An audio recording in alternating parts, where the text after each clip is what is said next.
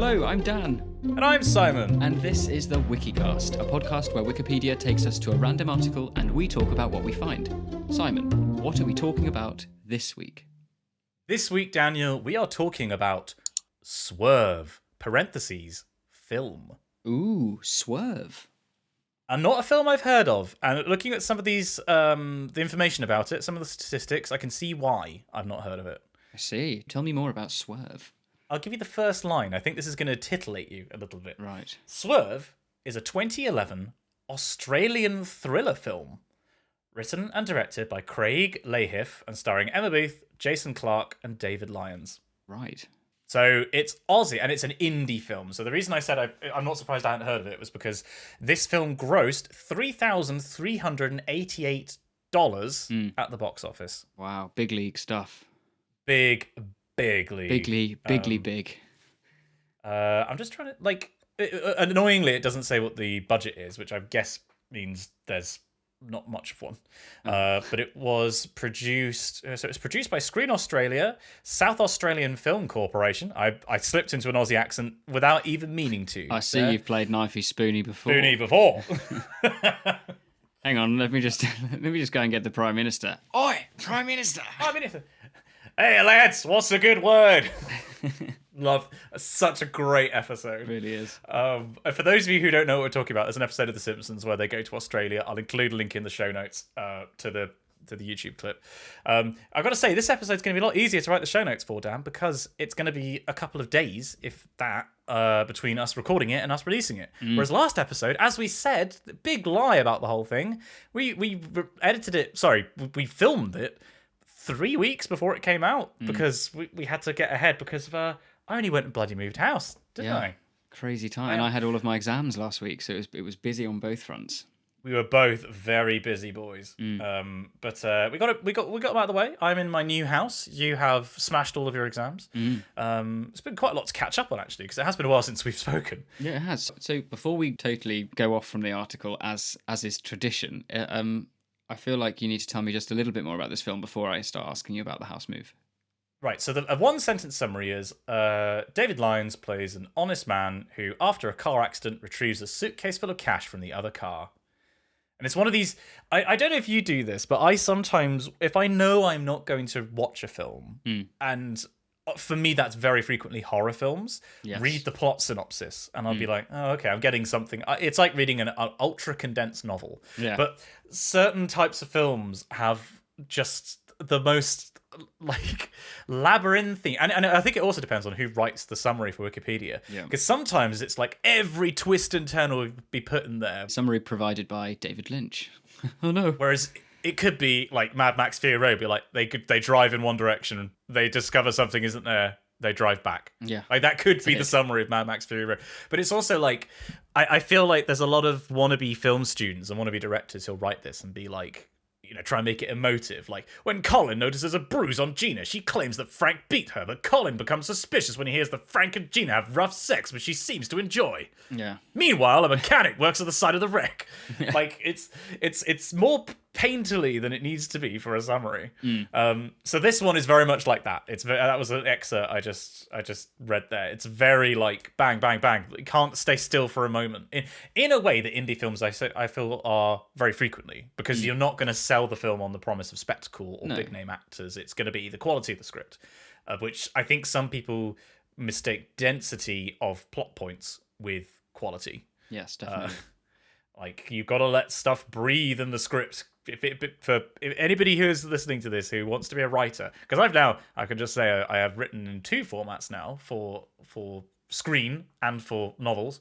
You've got to account for the pacing, my dudes. It's not as simple as just trying to get as much in as possible. Yeah. But yeah, basically this film is one of those. I am not reading that block of text. That's a lot of stuff. I did have a momentary peak of excitement because I thought that it starred Jason Isaacs. Oh, you're right, Jason. Who is one of our favourite actors. Yeah, we love that. Genuinely, one of these guys that I would love to meet and just have a drink with. He seems like such a... Because I still... I saw a gif of him the other day from Death of Stalin. I still need to see Death of Stalin. Oh, it's brilliant. It's on Netflix, I think, isn't it? Oh, is it? I Yeah, I might think watch it so. tonight, to be honest. It might even be on iPlayer as well. Like I can't remember. It's certainly on. It's certainly on something. Either I think Netflix, it might be iPlayer, or Amazon Prime, like Prime I think Video. it might have been a Channel 4 partly financed film. It's that kind of film for type, Yeah. where it's like it's not art house, but it's a little bit art house. Yeah. But yeah, because there's so many quotable lines from that, being like, "I'm smiling, but I'm actually really furious." But also, it's kind of fun that like I'm watching the World War II series at the moment, week by week, and so it's like Zhukov is a massive character in that, and trying to reconcile that with what I know about the film from the memes. It's just kind of funny. But it's not, unfortunately, it's not Jason Isaacs. It's Jason Clarke, who you might remember as the antagonist of the most recent Terminator film. Oh right. Terminator. Oh no, was that the most recent Terminator Genesis? One of the CGI ones. Oh, I see. Recently, and he was Malcolm in Dawn of the Planet of the Apes. Oh, okay. Oh no, he was John Connor in Terminator Genesis. I take it all back. But yeah, he's one of those guys. You'd be like, oh, that guy. Like, am I right in thinking? Hang on, is it? Yeah, he looks like a younger Hugh Bonneville. Whenever I see him, I think of Hugh Bonneville. Clark with an E. Yeah, Jason Clarke with an E. Oh, right. Oh yes. Hey, he looks like the actor who played Chandler in Friends. Oh, this is where I've never watched an episode of Friends, Dan. Yeah. Chandler Bing. I know that's his. Or is it Chandler Google? No, it's from the 90s. Chandler Bing. Matthew Perry. That's it, Matthew Perry. Is it worth watching, do you think? At this point, is it one of these shows that's massively dated? We've said. I mean, I think I've said this before. It's utterly harmless, facile television. You watch enough episodes to start eliciting some kind of emotional response because you've watched episodes and you feel like you're not necessarily invested, but you know the characters and as such can kind of emote when things happen. It's comfort viewing. It's fine. I watched quite a bit over like winter lockdown when I was in the house on my own and didn't have anything else to do. And I thought it was fine. I mean, equally, I haven't watched it since because I've had other things to do. It's not something I'll get home and go, ooh, yeah, I'd love to pop some Friends. Lovely little on, episode of you know. Friends. Ooh. Yeah. I mean, what is your go? Because I know we previously spoke about a Below Decks Mediterranean, but do you have a classic TV show that you will go back to as comfort viewing? That's something you've watched several times. Yeah, I really do, and it's it stars James May and the wine critic Oz Clarke. Oh, and they go yes, around of course. France in the first season, then America and do like New World wines in the second, and then this James and Oz drink to Britain, and they tour around the British Isles, going through like the national drinks and things, and it's just great. A big wine adventure. That's what it is. Yeah, and I love that. I think it's brilliant. I really, really like James May. In fact, anything he does, he did a brilliant thing on Amazon, on Prime Video, where it was called like James May, Your Man in Japan. Oh, I heard about and this. He does like a cultural thing and it's absolutely fascinating. It's really good, and James is the sort of perfect host, really, because he is quite genuine and interested in things, and but equally is quite the kind of everyman, you know.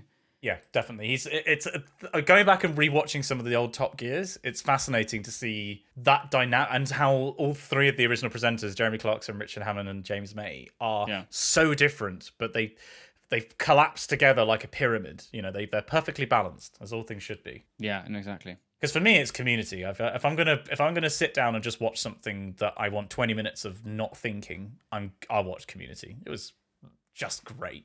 Yes, absolutely. Anyway, sorry. So we got a bit distracted. Oh, I've left the article. No, I've left the article. I've left the article, Dan. That's it. I've left the article. Swerve film. There we go. Yeah, not really a huge amount to say. The Sydney Morning Herald rated it 3.5 stars out of 5 and called it a lively noir-flavoured thriller. 36% on Rotten Tomatoes. It aims for pulpy thrills, claims the consensus on Rotten Tomatoes, but Swerve never lives up to the twisty promise of its title. Who wrote that? God knows. Swerve never lives up to the twisty promise of its title. Ridiculous. Sherry Linden of the Los Angeles Times wrote that it has elements of a great thriller, except for a good plot. Savage. Wow. I mean, I do miss when we used to review films together, because we did film reviews for Dunkirk. Yeah, Baby Driver. Guardians 2, Baby Driver. Like we did a couple, and I feel like we come at films from quite different angles. We're not Ebert and Siskel, but we could do our best bit. We are both men with opinions, and that's kind of We that's certainly really it, are. Yeah, I think that's all you need. There's some films that are coming out. I think are out at the moment, only recently, that I'm really desperate to see because I've heard such brilliant things. But that's something for Critics Corner. When it feels safe to, I am really, really keen to go back to a cinema. And specifically, well, I think I'm in two minds about it. Part of me wants to go and watch something Avengers-esque, a massive blockbuster on a big screen in like the Odeon in Exeter, for example, like this enormous thing that you share with hundreds of people. Admittedly, the less safe of the two options. And part of me, because that's just an experience you can't replicate anywhere else, really. And part of me just wants to go to like a picture house and just watch something quiet and, probably stars Alan Rickman or something like that. Just like it feel like a film snob, I guess. I want to film like a film snob again, Dan. Yeah. But you say you have opinions. We're done with the article, by the way. If anybody came here to this podcast to actually learn about Australian films, that's it. We're done. What's your opinion of your exams, Dan? How have they been? How do you think they went for you? I think they actually went really well. I was pleased with my performance in all of my mock exams, which were an hour long, answering. There were 2 possible questions, and you had to answer one. So it was just kind of like a mini exam. Whereas the exams proper were 4 hours long, and you had 6 questions to choose from, and you had to answer 3. And I think based on my mock performance, and then looking at how I did in the exams proper, I definitely think I answered the proper exams better. So if that's anything to go by, I think I'll be quite pleased with the results that are coming out. But equally, there were more questions and there were more legal application rather than just testing your legal knowledge. So it's hard to say, but I think overall I was really pleased, and think I said everything I should have said. So we shall see. Is it a pass fail, or is this on a scale of like a third to a first? Yeah. So these exams are graded. So you're given a percentile result, and then that fits into a category of kind of like low pass, mid pass, high pass, low commendation, mid commendation, high commendation, low distinction, mid distinction, high distinction. Okay. So I got a distinction in my public mock. I had a commendation in my taught mock and a mid pass in contract. So contract was the one I had at the beginning of the week and was the one I was most nervous about because it was the lowest mock. And then public I was just chomping at the bit to do because I'm just fascinated by public law. It's brilliant. Did it feel strange going back to do an exam? Because, you graduated in 2019. 2 years ago, yeah. And so you had quite a time between then and doing this lot of exams. Sort of. On the one hand, it did because it's a totally different way. I did the exam from home. Like it's at 9:30 on any given day. You're suddenly able to download the paper, and then your time starts from then. So if you download the paper late, right, or you can't get on, then that sucks. But that's just it. That's how they impose the time limit. You've got to submit before the 4 hours of when the exam opens. And I think of the 4 hours, I probably used certainly 3.5. Okay. I've never done one like that before. Did I? No, I had an open book exam from the Open University once. Right. But that was like the closest I've ever come. But I guess you're right. It's so different from the way you did exams before. Like if you were to tell me to go into a school sports hall with 100 other children and sit a paper on something, even if it was something I knew a lot about, I reckon I'd probably struggle. Yeah. Purely because as an environment, it's just so different. Absolutely, and it's something that that's what you build in exam technique, isn't it? You kind of prep for that kind of environment, whereas this was different. And that's something which people, I imagine, if I was a student now, wouldn't you be really scared about doing an exam because you haven't had the chance to practice? And like next year, you might be doing an A-level or a GCSE that determines the rest of your future, and you have, if over the past 2 years you've not had sat exams, it's totally alien. Definitely. And also the kind of nature of, so these exams being law exams are totally different to writing, spending 3 hours doing a classics paper, which is just churn out essay after essay. Whereas there were some essay questions, some short answer, most of them were kind of applications. So you're given a fictitious scenario and you advise. So cool. You're kind of told a series of events, certainly in the contract and taught exams.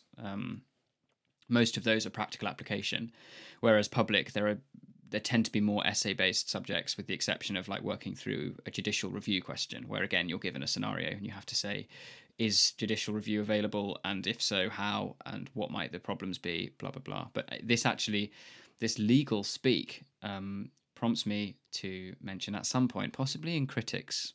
I think it would kind of fit in there. And with the mentioning of Australian film, there's been some big Australian legal news that I would like to talk about. Yeah, I saw that you retweeted something. Can you explain this whole situation as if I know nothing about it? Sure. So there is a YouTuber and comedian and journalist and kind of figure in the public eye, if you like, called Jordan Shanks, who goes by Friendly Geordies on his YouTube channel. And I used to follow him years and years and years ago. And it was a purely kind of like a comedy channel. And in the past 4, maybe 5 years, it's been moving to something that's more kind of political commentary and freedom of the press. Kind of a H-bomber guy kind of yeah, vibes? and but trying to expose the kind of the levels of kind of corruption that are present in, I mean, pretty much any government at the moment, but certainly there's some issues with Australian politics. And over the past while, he's been falling out with the deputy premier, of New South Wales, John Barilaro.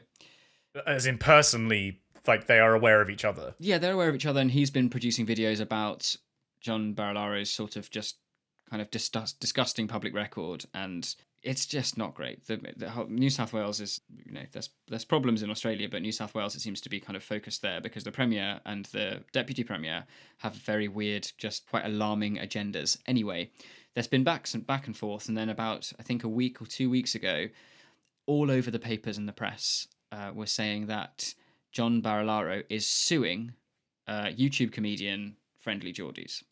And for 3 days, Jordan Shanks received like nothing. He was just reading articles about how he's being sued, but he hadn't actually been served any papers. So it had been leaked to the press. And then I think like yesterday or today, certainly the posts have been coming out today, a 21-year-old producer for YouTube comedian Friendly Geordies has been charged with allegedly stalking and intimidating the New South Wales Deputy Premier John Barilaro. So not only are there are kind of cases waiting to be served to both Jordan and one of his producers, but a video was made by Jordan. I urge you to watch it because it's terrifying, and basically unmarked anonymous police forces turned up at a producer for the channel's house, this 21-year-old guy, and arrested him with no kind of legal explanation as to why. It wasn't just an arrest. It was like a full-on assault. They assaulted his family. They like harmed the dog there, and it's just the most terrifying kind of police state, secret police thing that you could possibly, people are responding saying, how can this happen in Australia? And the point is, it can't. There's a massive problem here. Yeah. And it's going to be an absolutely enormous court case. Fortunately, Jordan has a really great legal team, but it's going to be a hallmark case, and it will change case law in that country. And we've just got to pray that they win, because, as he said in his video, they can't go to the police for aid. They can't go to Parliament because it's precisely the problem that's coming from Parliament and this whole kind of corruption. And it's just terrifying. I really, really respect Jordan's work. He's brilliant at engaging kind of in youth politics, and ultimately it's freedom of the press, and that freedom and freedom of speech is being attacked. And it's just terrifying. The more you read about it, you just can't believe what's going on. It's terrifying. So anyway, that was a little kind of TLDR, except it wasn't very short. Well, no, but it's a complicated situation. Like, you could take 2 minutes to do it. It's very, very complicated. It is, as you say, it's terrifying that can happen in a Western democracy. It's the kind of thing that you would hear about in, the 80s in Argentina or in Libya or something like that. It's just the fact that it can happen even once because obviously it's not the same, right? These things were happening all the time in dictatorships, but the fact that it happens once is far too many times. And yes, I will watch that video. I saw you retweeted it. For those of you who want to follow us on Twitter, by the way, you can check the show notes. You can see our accounts, because it's important stuff. It is. It really is. Remember, people at home or if you're not at home, perhaps you're in the car or on the bus, let us know. If you're listening to this and thinking, well, it's terrible, but it doesn't affect me. Yes, it does. This is, Dan will be able to tell you much more about this, but the fact is that this sets a precedent legally, and also kind of from a societal perspective, that this is something that can happen in a Western democracy. And I mean, legally, how important will this be? I mean, you said it's massively important, I guess. It's going to be important in countries that operate on a case law kind of system. Past kind of judgments are referred to as case law, and you rely on case law to build cases and argue cases going forward. So there are always really interesting moments where a piece of kind of fundamental case law, there is a judgment or a bit of like an obiter comment, which is a comment that a judge may make that's not actually legally binding, but will shape debate and may later shape case law decision. For something like this, that is a matter of free speech and freedom of the press, and just so comically illegal, it's not even funny. For this to go through the courts, if there is a win, this case will be referred to in like legal teaching, certainly in Australia, for years to come. And if there's a loss, it's going to completely undermine what is effectively like constitutional law. It's slightly different in countries like, say, France, or a lot of European countries operate on a civil law system, which is where the kind of the rules of law and kind of various dictum of the Constitution is in a single document, right? Right. Whereas like the UK has a constitution, it's what's called uncodified, so it doesn't actually exist. Whereas in America, they do have a constitution and it's written down, point whatever of the Constitution. They can actually point and refer to it. And the UK system is slightly different, and then it's considerably more flexible. I was going to say, isn't the downside? Well, the upside of the written Constitution is that it is concrete, yes, but the downside is it's appropriate for the time it was written, and not necessarily so anymore. Yes, and the point of having a written Constitution is that, so like in America, if you want to change constitutional law, you need to have, I think it's a 2/3 majority in both the House of Representatives and the Senate to make any kind of change. Whereas because we don't have that, it's actually much easier for the UK to put into place changes to the Constitution, because it doesn't just exist in any one place. It's made up of lots of different sources, and it's kind of like, I think in an essay I wrote last week, I was referring to think of the Constitution as a kind of tapestry. That metaphor works well because tapestries are old and our legal system is very old. But as soon as there's a kind of pull in the thread, or a particular weave or weft becomes unpicked, it's really important that you find it and you understand why, and you try and do your best to fix it, because one little thing falls out of place and the knock-on effect is tremendous. It's a really, this is why I love public law. Public law is so interesting. It's great. I love hearing you talk about stuff that you are passionate about. It's great. You never hear you riled up, Dan. It's great. Yeah. It's a wonderful thing to be witness to. Also, writing an essay and having an opportunity to refer to weaves and wefts in the tapestry of the English legal system, I think is quite. I mean, I'm a law student now, but you'll never take the English and classicists out of me, and there'll be stupid moments where I'll go off on I'll lay out some stupid metaphor and get a little bit excited, but yeah. Well, gosh, how long have we been going for? Nearly half an hour, Dan. We've just been talking about nonsense. Nailed it. So, I mean, just briefly. I mean, I'm not. This isn't as important as potentially like constitutional reform and massive precedent in Australia. I moved house, and it's good. Great. You can see it in the streams, everybody. Now, what's your choral piece of the week, Dan? And this will be my piece of the week. Drum roll, please.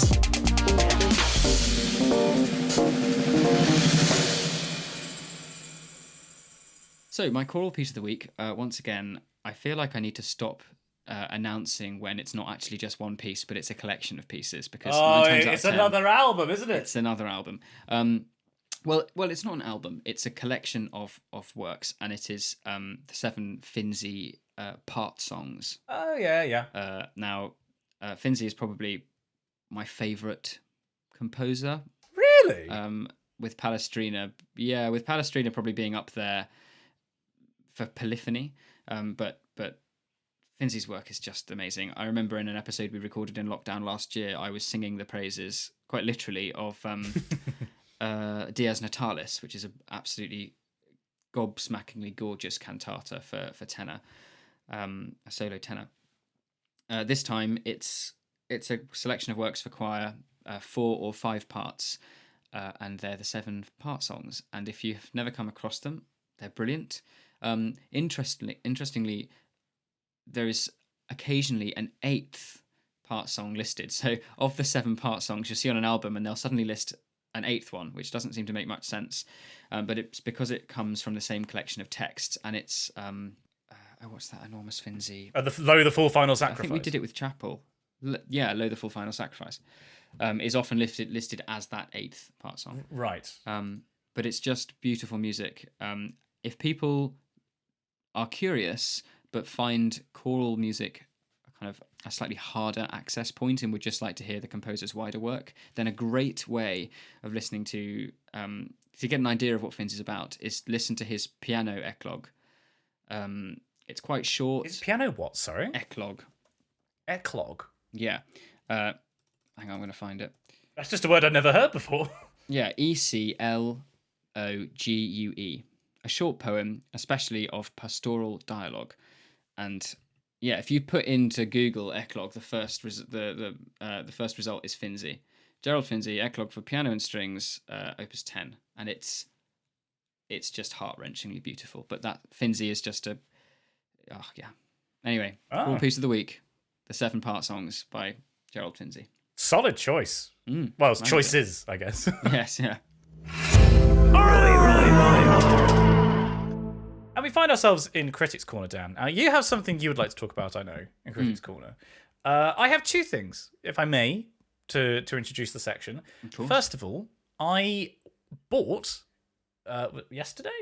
2 days ago, an electric bike. No way. Yeah, way. Otherwise known as Jehovah. Yahweh. That's a biblical joke for all of you fans out there. Fantastic. First I was like, no way. And then I was like, Yahweh. Pixel Girl and I have moved to just outside of Bath. And the thing to know about Bath is that it is a city built into a bowl. It's a bit like Rome. It's kind of got 7 hills around it. And they are steep. They are steep hills. To get to my house, to the train station, it's about 500 feet of height gain over about 2.5 miles, 2.5 miles.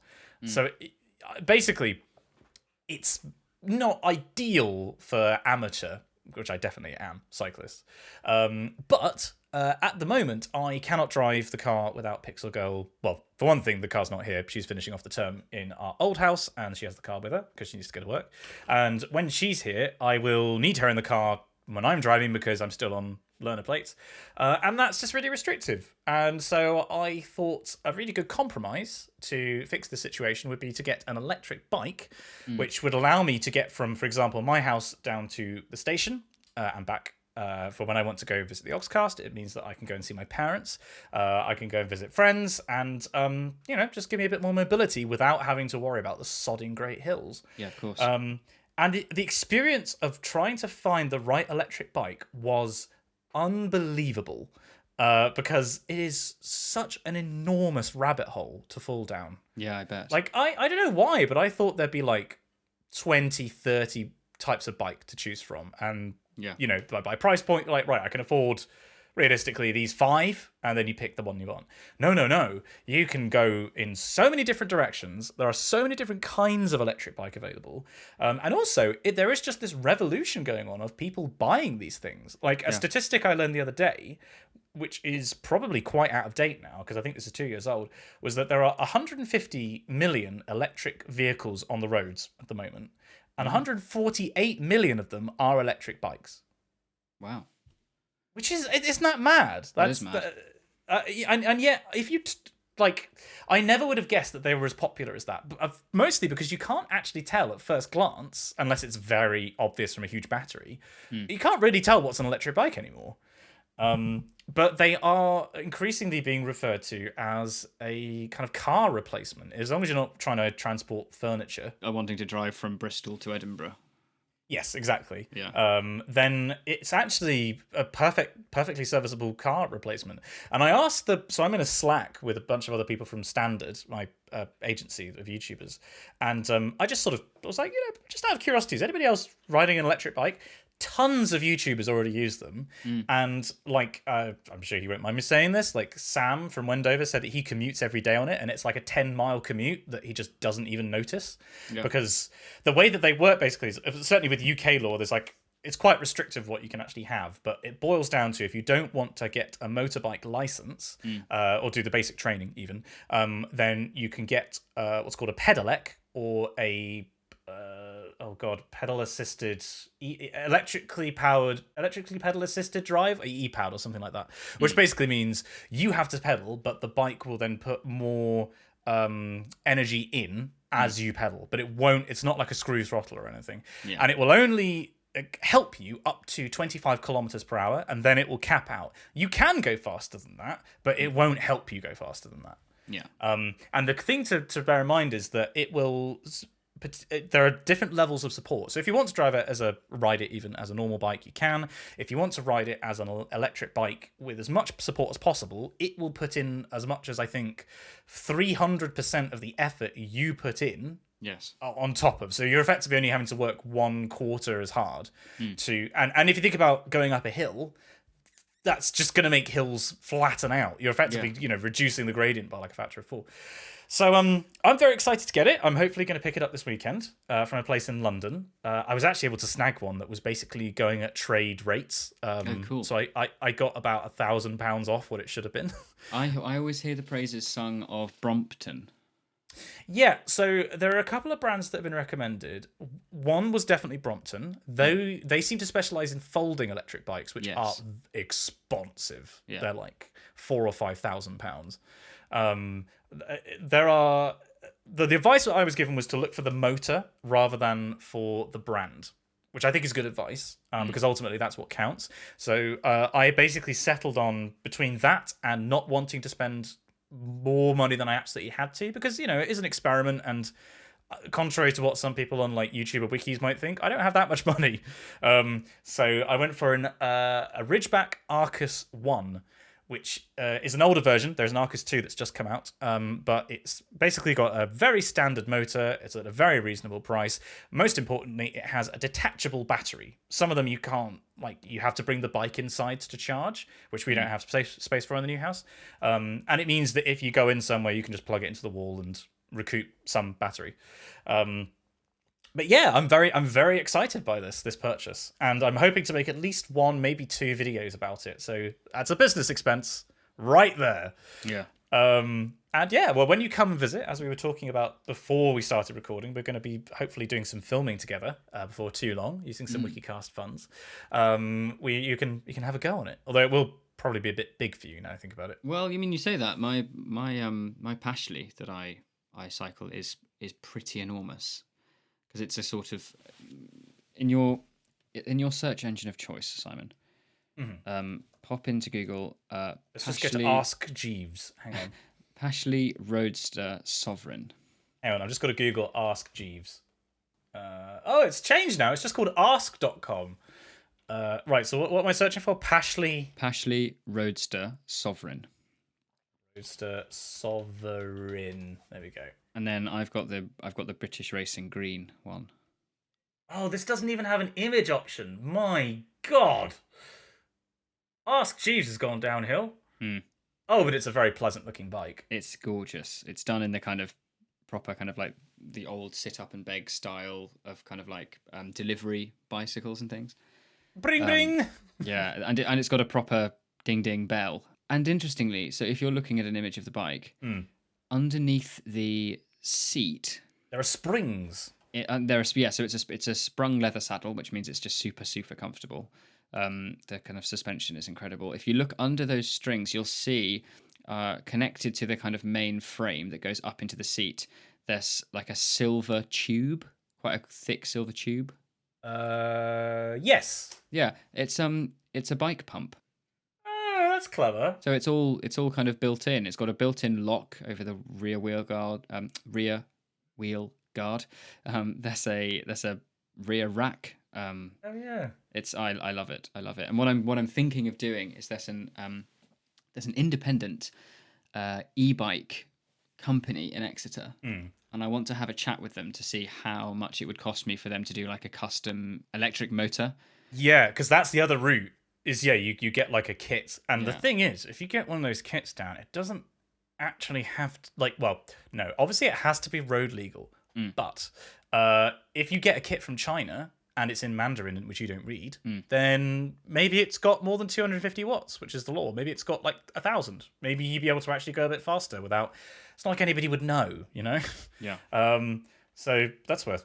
Yeah. Especially because it's beautiful to ride, but you can basically only ride it on the flat because it's a kind of vintage bike. It weighs like I think 22 kilos or something. No, because that's the other drawback of an electric bike normally is that they are a lot heavier. So you'd be taking a heavy bike and making it even heavier. Yeah, which is fine, but like even in a slight headwind on the flat, it's the bike is effectively a windsock. It can be quite the struggle, but it's just so comfortable to ride. If you want to see, so one of the other ones that I was considering, and I personally don't like the style of this because it is very different. If you give Van Moof S3 a Google or an Arstubes, which is a Dutch company that does it's what is frequently described as a Marmite bike. People seem to love it or hate it. Oh yeah, but it's got a very kind of tubular design. Tubular, totally tubular, dude. Oh yeah, wow, how weird. And it comes very highly recommended. I personally don't like it for a variety of reasons. Most important of which is that it has an internal battery, and so you can't like bring it inside. Bring the battery inside. But yeah, that's like the exact opposite style to your bike. yeah, it is.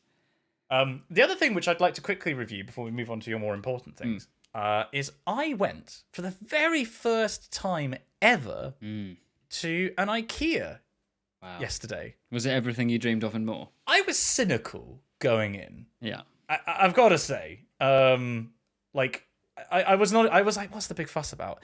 Because basically, Pixel Girl was like, right, we'll do the tour, and then we'll come back and, actually look at this stuff, just so you see what it's like. And halfway around, we were like, actually, should we just get lunch here? First, great decision. They do these vegan plant balls now, which were very good. Taste just like meat. And I was like, this is okay, I'm getting on board. And then we went back into the showroom, and it was like, once you have a goal, like we wanted to get another bookcase and maybe something for my office to help me with storage. Suddenly, it's like a kid in Legoland. Yeah. You're just like, oh, I could build that. Yeah, that works. Yeah, oh, we could make that. And I was about 80% of the way sold. And then I went downstairs to where they have you actually pick up the flat pack furniture, and oh boy, I was in. I was like, this is amazing. Yeah. This is so cool. It's a very, very slick. I mean, it's always fun to go to IKEA. I love an IKEA trip because there's actually some really useful things. You'll walk past and go, I never really thought I'd need that, but actually, right? It kind of solves a real problem. Yeah, like we got a planter for the house, which we were like, oh, that would go perfectly. And we were like, yes, that would go perfectly. And suddenly you're spending like another £30. Yeah. You walk out and you're like, what did we even come in for?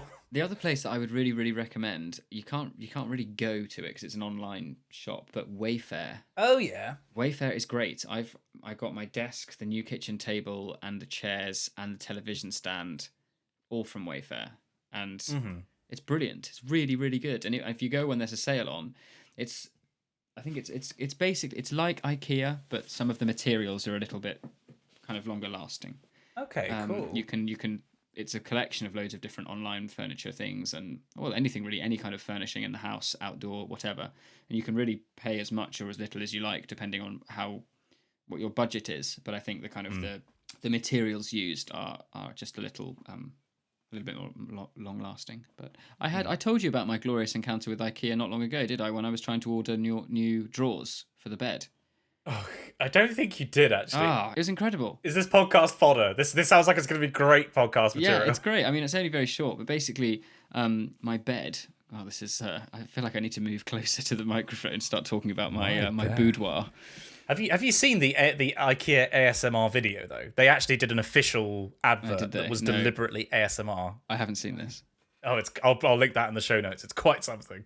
So yes, my bed has 2 sets of drawers on either side. It's a double bed, and it used to be up against a wall, so I never built the other cupboards because they've got handles on them, and the bed wouldn't sit flush against the skirting board. This is one of the most boring stories I think I've ever told. Anyway, the bed has since been moved, so there is access on either side, and I needed to build the drawers. So I went into the shed because I kept all the stuff, but because it's been in the shed for 4.5 years, the wood's got slightly damp and has expanded ever so slightly, which means it just nothing works.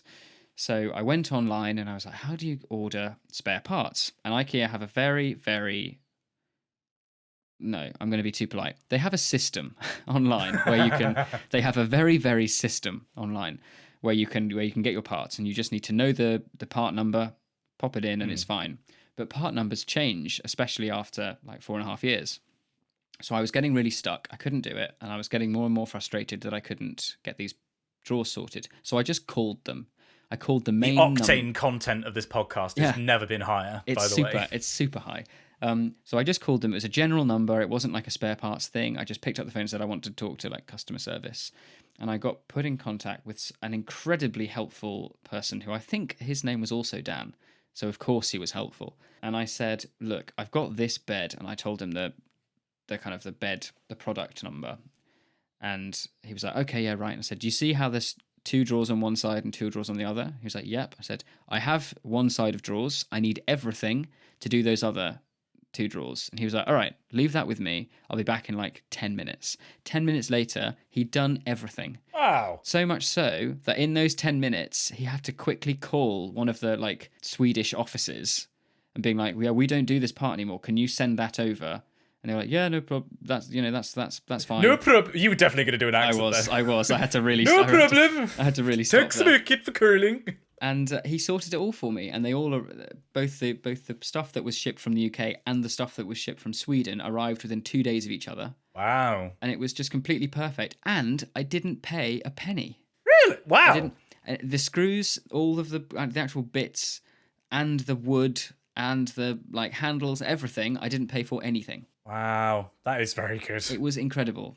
I was so impressed. When customer service goes that little bit further, it's so noticeable and it's brilliant. Here endeth the first lesson. Wow, top notch.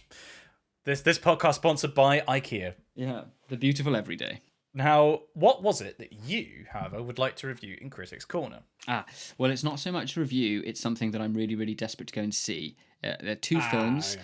There's the new Conjuring film, which I really want to see. Because I like the horror film. I didn't. Yeah. I never knew that you were a fan of that style of horror film. Oh yeah, okay. I like horror films. And it's the only way you can feel alive. A Quiet Place Part 2. Now, I've not seen the first one. How would you describe is it a horror? Is it a thriller? It's a thriller. Right. Okay. It's definitely a thriller. There's moments of horror. Well, there's moments of real petrifying fear. But I would describe it more as a thriller. Okay. Now, I was wondering if it was going to be something a bit like Edge of Tomorrow, because the marketing made it seem like there were similar kind of elements, and certainly the creature design seemed to be a little bit like that. Yeah, I would mark them as quite different. Okay. It's a brilliant fit. If you haven't seen the first one, I highly, highly recommend it. It's excellent. And it's John Krasinski in his directorial debut, I think, and he does a fantastic job. Yeah, nuts, isn't it? So much so that even the first one and the second one, there was a tweet made by Stephen King. Oh, yeah. Big super daddy of horror. And he was like, it is an absolute masterpiece, which is, as praise goes, is incredible. Yeah, I'll say. So yeah, those 2. There was something I read the other day, which is that Francis Ford Coppola, after he made the first Godfather and was asked to do the second one, was like, I don't think I should direct this one. I think you should get this young guy called Martin Scorsese to direct it. Oh yeah. And but at this point, Scorsese had only done one film. Crikey.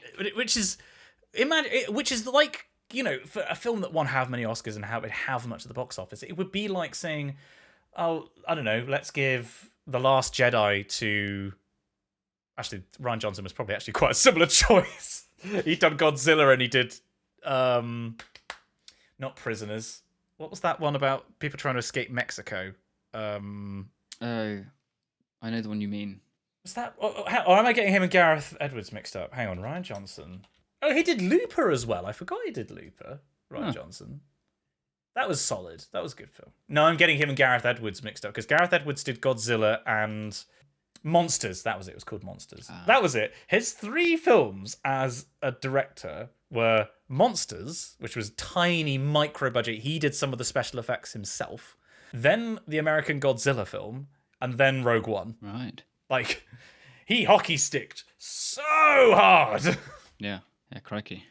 I get those two mixed up because there's like a stable, because Gareth Edwards is 45, Rian Johnson is 47. Probably Duncan Jones is kind of in that similar kind of range.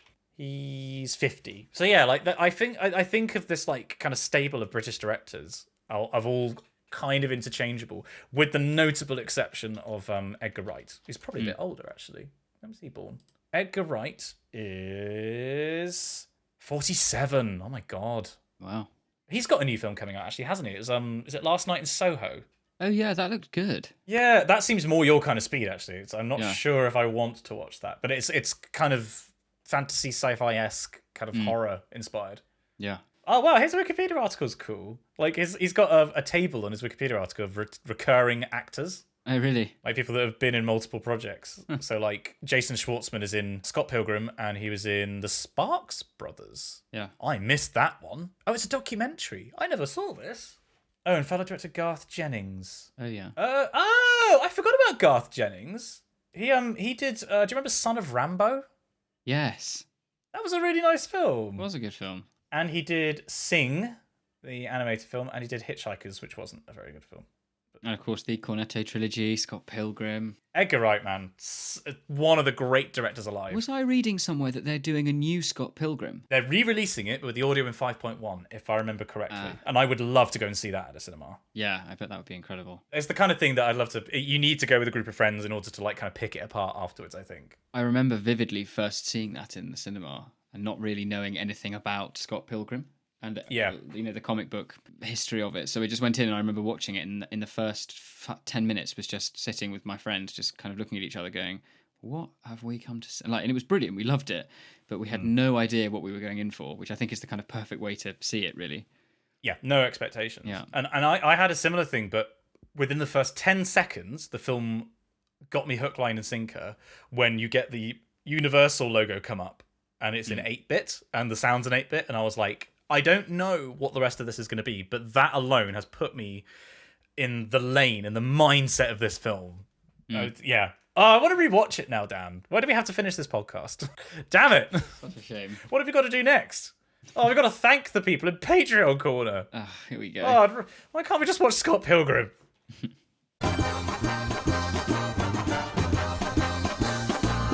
Top lad. Right, time to log in. I don't want to verify the f***ing device. Oh, again? Right. I did a big lore ramble, so do you want to do...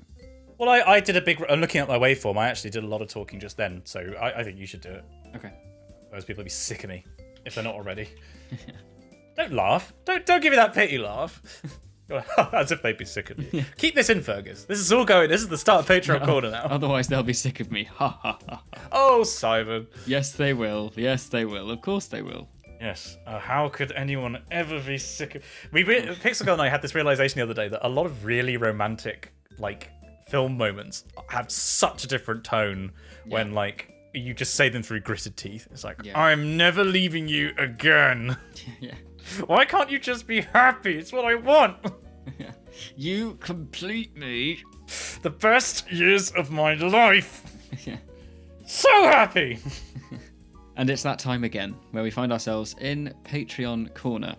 It's where we get to say an enormous thank you to everybody who supports this podcast in whichever form they choose, but specifically those of top dog and top cat status.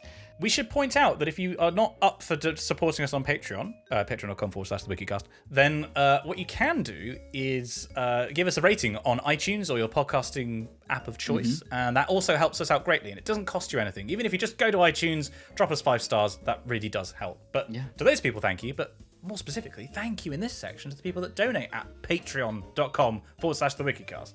Without your donations, this podcast couldn't exist. We wouldn't be able to pay for hosting. We wouldn't be able to pay for our glorious editor, Fergus. Such fantastic work on the past couple of episodes. I realised, by the way, Dan, I want this to go on the record, that you were saying the whole time, like, maybe we could get Barney to compose a piece for us. If Barney wanted to do that. If Fergus is a composer. He's literally done original music for the show, like, already. He's made custom jingles for us. Of course we just totally sailed over his head. The hero and legend that he is.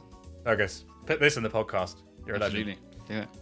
We wouldn't be able to be putting plans in place to record things together and have money to do interesting things. So, really, thank you so much, guys. It means so much. Without further ado, I'd like to say a massive thank you to the top dogs, the clear primo supporters of the podcast.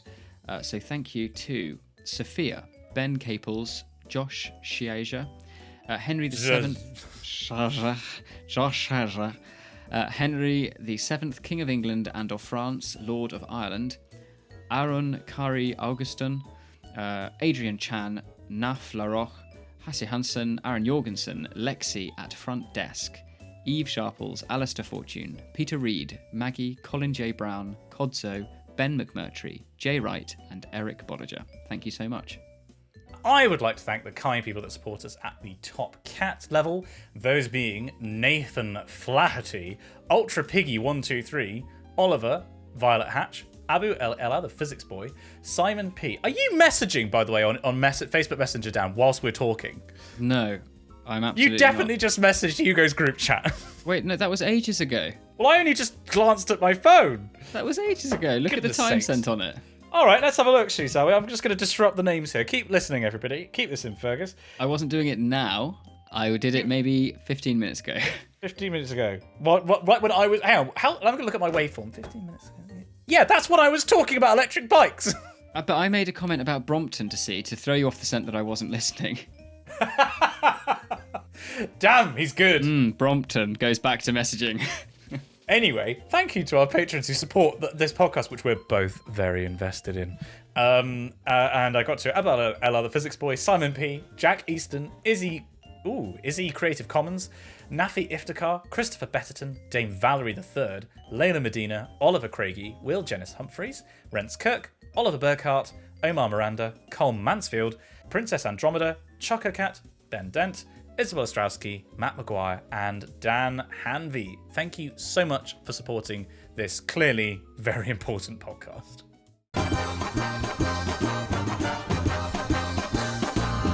Top lad. Not to alarm you, but I've just opened up the inbox. It's a hellish place. Oh my god. How? How did this even happen? I don't know. What the f***? One eternity later. I think we might need to explain what just happened, if you want to lead in.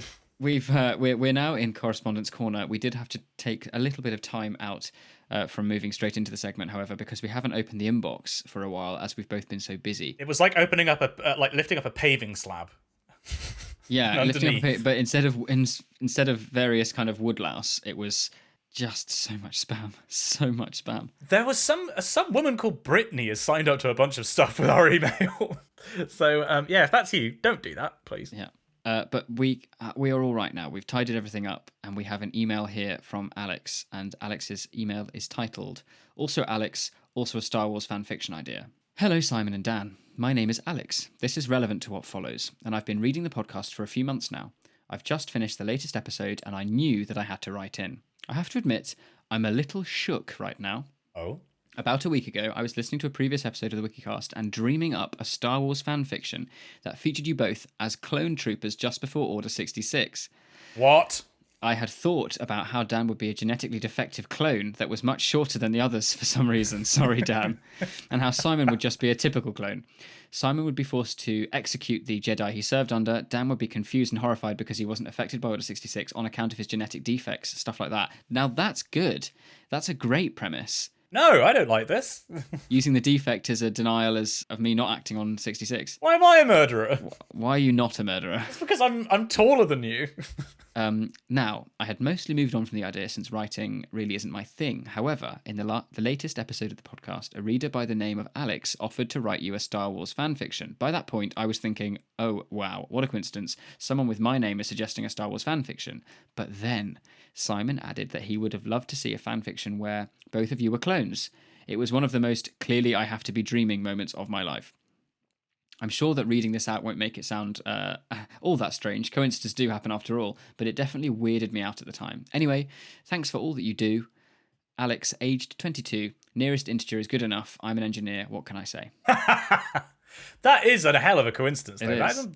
That coincidences do happen, but not necessarily on quite that specificity. That's amazing.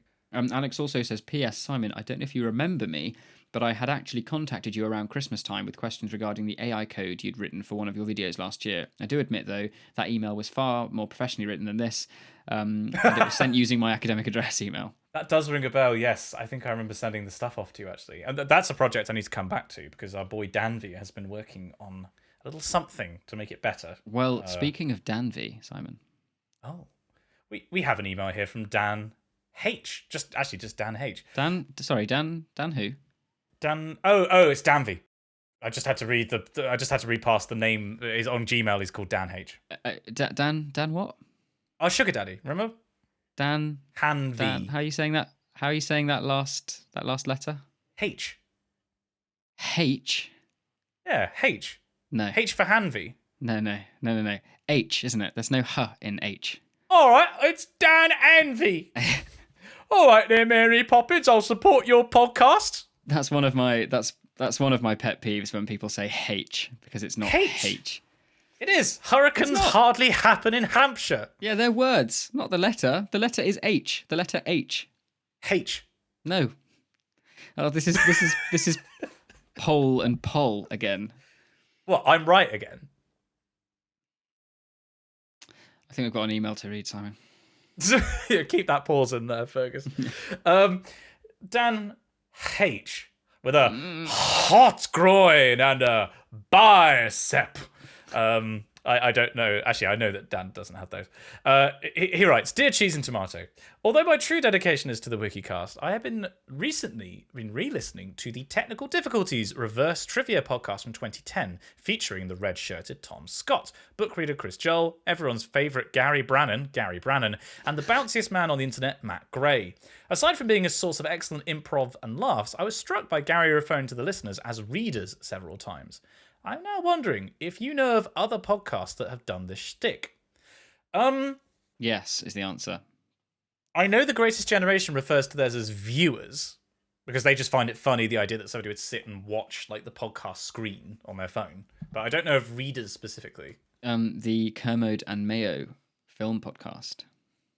Oh, do they do it? I can't really remember that. They do. Oh, okay. And we also took inspiration for the Wikicast logo with the faces from the Film Doctor book they released. Do you recall that? Yes, of course. God, I totally forgot about that. Yeah. We have a lot to. Well, rather, the Kermode and Mayo film podcast have a lot to answer for because it was a formative part of this podcast's kind of conception. Yes, you, Mark Kermode, you will answer for your crimes. Yes. Additionally, Dan V goes on to write, I wanted to pass on some advice. If people are feeling ground down by the waves of bad news about COVID in the UK, third wave, Delta variant, vaccine efficacy, etc., there is a Twitter account called Coronavirus Good News, which is at coronavirusgoo1. I guess they didn't have enough characters for the good news, that posts nothing but good news about it. Helpful if you need a little boost when the anxiety spikes. What a good idea. Yeah, I like that. I like that a lot. Finally, I'd urge everyone who can have one to get... Oh, God, Morty. Finally, I'd urge everyone who can have one to get a vaccine when offered. I've had both of mine, and my anxiety has dropped massively. I'm even okay with getting on public transport now. At the appointment, all I felt was a little prick, which is no different to how I usually feel. Brilliant. All the best, Dan V. Oh. Well, Dan, sage advice there from the one and only Dan H. I saw Dan H not long ago. I did too. He came round to the new house. He was really here to meet Jasmine properly, but Yes. you know, like I was there as well. Sweet boy. We have an email here from Michael from Tennessee in the US of A. That's exciting. And Michael says, Dear Messrs. Clark and Moore, this is my first time writing in, but I was just reading the latest edition of the podcast and thought I could clarify the meaning behind Wasser in the radio station name. This was sent to us, I think, on Twitter, but for the benefit of people on the podcast, I think this is worth reading out because it is a mystery otherwise. It's a call sign assigned to the station by the US Federal Communications Commission. These 4-letter codes are assigned to all television and radio stations that broadcast over the air, not to satellite or cable-only stations. All stations east of the Mississippi River begin with a W, and all to the west start with a K. Broadcasters are required by law to reference their call sign on air at least once per hour. Amateur ham radio operators also have similar call signs and requirements. Growing up in the USA, hearing these call letters along with a frequency and some slogan the station came up with is just something you'd expect from radio stations. You'd see the same thing on television, but with the channel number instead of the frequency. Hopefully this helps clear up the mystery, though you may be disappointed because it has no real deeper meaning. Please keep the non-content coming. Listening in on your banter is always enjoyable and feels like hanging out with two friends. Michael, Tennessee, USA. P.S. I am definitely Team Cat. Hey, good man.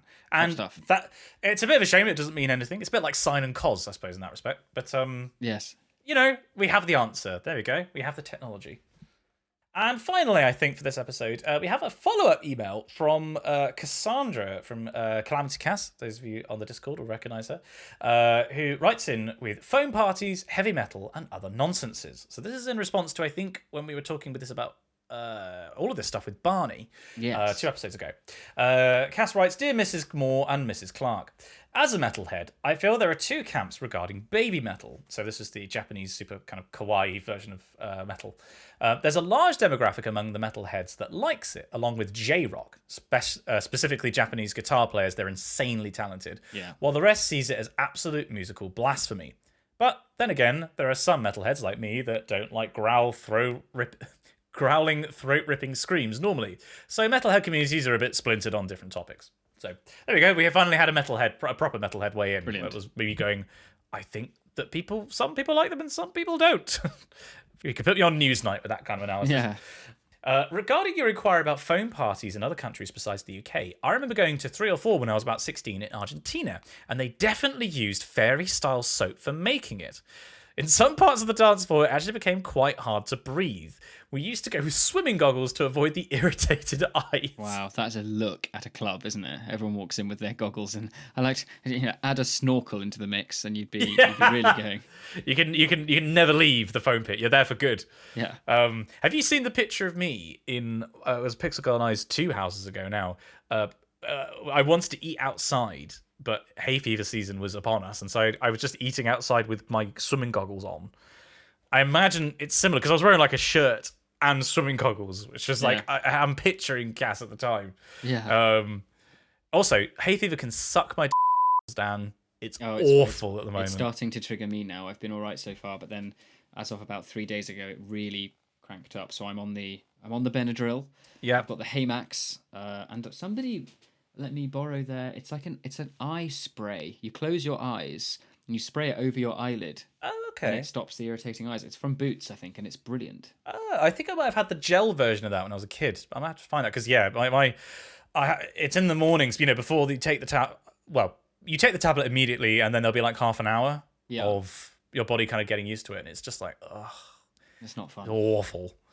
Anyway, back to Cass's email. Just finishing off saying, also regarding the sports I mentioned in my previous email, which is 3 episodes ago, I think now, if people want to re-listen to that. Cass played a sport called Yuga, with German pronunciation specifically, so it's Jugger, but Yuga. It's taken from a post-apocalyptic German movie. The weapons vary from spears and swords to a big ball and chain, and the head is, of course, a human head made of foam. Out of context, that sentence is terrifying, Cass, can I just say? Yeah. If I hadn't a vague memory of what you wrote in about before, that would be awful. Cass finishes, thanks for another interesting episode, and hope you're both well. Looking forward to seeing the Dan and Simon out in the world with our adult supervision episodes. Yeah. We are very much looking forward to filming them. Yeah, it's going to be a riot. Because we've got the miniatures, we've got the Warhammer stuff to paint. We'll do 1 or 2 videos, I think, around here in Bath area. We've also got Horseball, if we can get that sorted, to go and film that. And festivals. And I'm so keen. It's going to be, we're going to come roaring back. He's back. And he brought his small friend. That's, I think, probably about a good place to leave it, because we've been recording for a very long time. I think it is. So, Simon, what have we learnt today? Today, Dan, we learned a tiny bit about Swerve, parentheses, film. 2011 Australian film, which wasn't very good and didn't make very much money. And we didn't talk about it for very long. Brilliant. Absolutely superb. We then talked about Australian law and this important case that's going on. Bit of a tangent on that one. We spoke about exams and you're moving into your new house. I spoke about getting an electric bike, which by next episode I'll give a review of what I think of it. I'm very excited. We spoke about some of the films that are coming out soon and how excited we both are to finally be able to go to the cinema again. And excited to see each other and film some stuff, as we talked about in Correspondence Corner. So overall, I hope you enjoy. I always feel like when we're wrapping up, it's like a teacher reviewing the learning objectives at the end of a lesson. Yeah. It's a bit like, well, I hope we've all had a good time today, and we've all learned something, and we've become better friends as a result. I hope you've enjoyed your time sitting in on this conversation where you feel like you're our friend on the sofa, just sat between us, not saying anything. I hope you enjoyed that experience. Place your coloured pens and glue sticks in the pots provided. Please put your work that you've been working on in your tray, and you can head out to the coat racks where you can get your lunch for morning break. Edward, stop eating the Pritt stick. We've been through this. Goodness, idiot child. Bless him. And that's all for this week's episode. Don't forget to subscribe to us on your podcasting service of choice. Join the Discord, and if you'd like to see our faces, check out our YouTube channel, Spongy and Electric. Electric bike reviews, films you're looking forward to seeing at the cinema, and other thoughts on the show can be sent to us at spongyelectric@gmail.com. We'd love to hear from you. Join us again for another tumble down the wiki rabbit hole. And we'll see you next time.